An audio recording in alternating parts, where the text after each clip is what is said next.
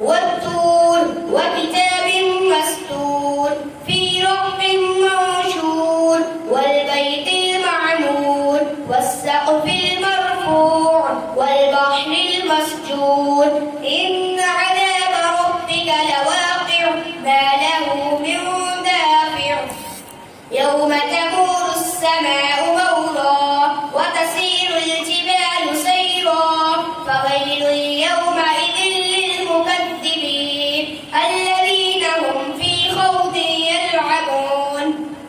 يوم يدعون إلى نار جهنم دعا هذه النار التي كنتم بها تكذبون أفسحر هذا أم أنتم لا تبصرون اصلوها فاصبروا أو لا تصبروا سواء عليكم إنما تجزون ما كنتم تعملون إن المتقين في جنات ونعيم فاكهين بما آتاهم ربهم ووقاهم ربهم عذاب الجحيم كلوا واشربوا هنيئا بما كنتم تعملون.